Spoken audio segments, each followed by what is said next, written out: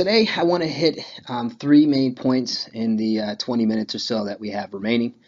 First point we're going to talk about is at what point should we consider bringing on an associate. We're also going to talk about what does that associate look like, who is that associate that we're going to bring on, and then part three, how do we go out and find that associate after we figure out we need one and who we want. All right, so the first point, at what point should I consider an associate? And there's several things to take into consideration. So my personal story is that I was hearing patients tell me about their kids, and I was asking them who their eye doctor was. And despite the fact that I'm an infancy provider and that the office is very kid-friendly and that there's often kids in the office, a lot of my parents were telling me that they were bringing their kids to a pediatric eye doctor or a specialist.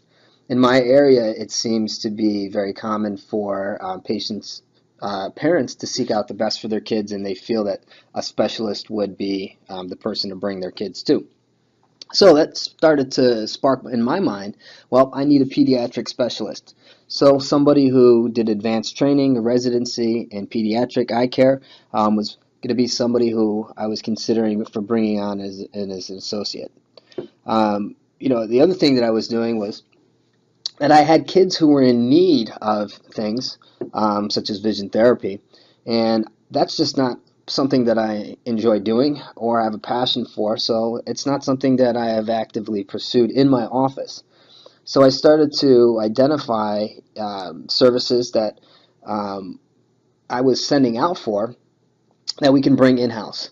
That we were sending about 6 to 8 patients for VT skills workup at SUNY College of Optometry, who's got a fantastic VT department there.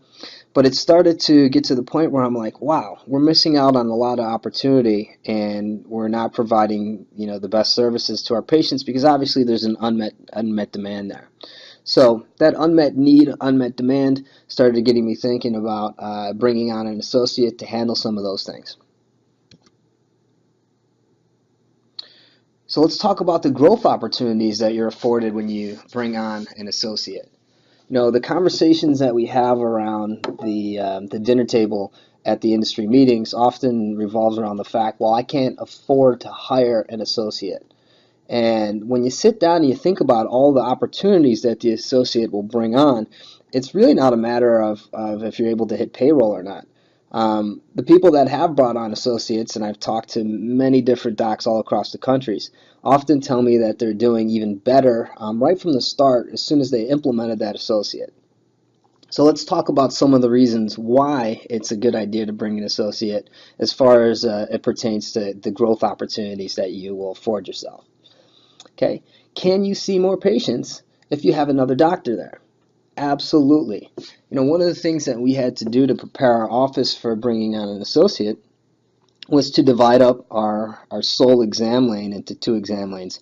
So in Brooklyn, space is kind of a commodity, and we took our massive 12 by 8 exam room and chopped it in half.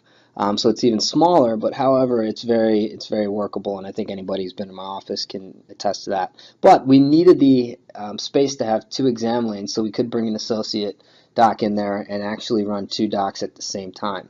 So the way that we did this in my office initially and to this day on some days is that we maintained the same level of overhead and staffing, but we're able to accommodate more patients per hour because we were running 2 docs at the same time.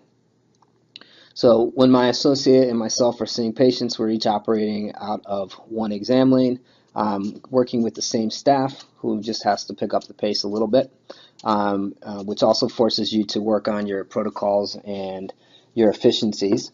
But we were able to see more patients. So whereas before we were seeing 2 comprehensive exams and a couple of follow-ups an hour with just 1 doc, now we're able to have the ability, and it's becoming more so the trend, to actually double those numbers of production. And the patients will fill up those spots, especially during those prime time hours. So we get busy every day, probably from 5 to 8 o'clock.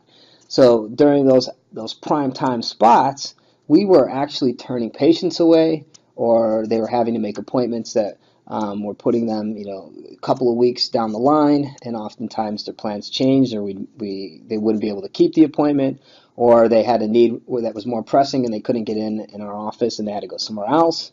Or as they're making the appointment, they didn't see anything that was immediately available to them, so they just decided to make an appointment elsewhere.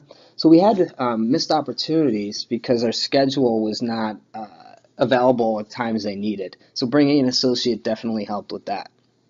You guys that talk to me about, we're so busy, I have patients waiting 2 weeks to come see me, we're so busy, isn't that awesome?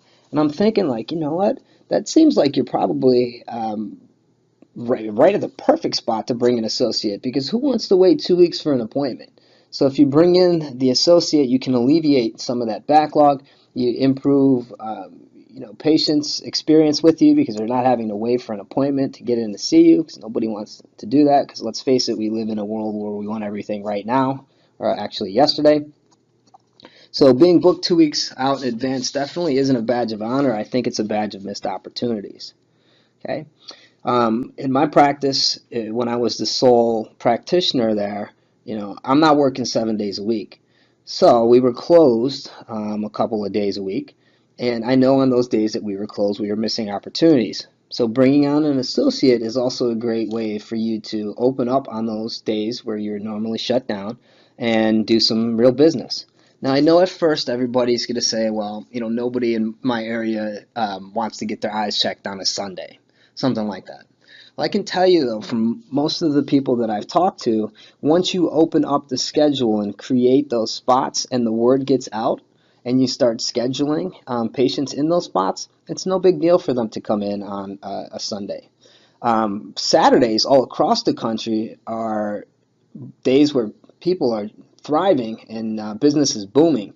So if you're in an office that's actually not open on the weekends, bringing an associate to handle the Saturday or Sunday or weekend schedule would be a great opportunity, because people do get their eyes checked on the weekends. Also, those early morning spots, if you're like me and not an early morning person, you can have an associate who is an early morning person and handle those patients who like to get up when the sun comes up. Or vice versa. Maybe you hate staying late. You got to pick the kids up from school at 3 o'clock, and you need to be out of the office. Well, bringing on an associate to take care of the evening hours would also provide you with tremendous growth opportunities. Okay, additional revenue streams. This is huge. As optometrists, we have a lot of different tools in our toolbox on how to generate substantial amounts of revenue. Not all of us have the same tools, right? So it goes back to that unmet demand. Are there new services that you can implement into your practice that the associate will bring in that will generate new revenue? And the answer almost always is absolutely.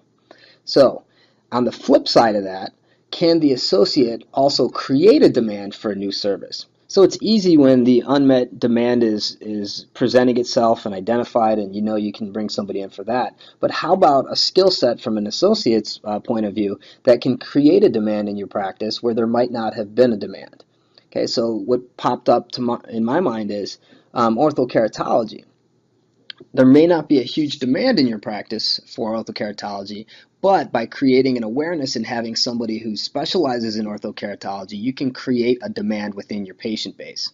A little bit different than an unmet demand, but it's still a demand nonetheless.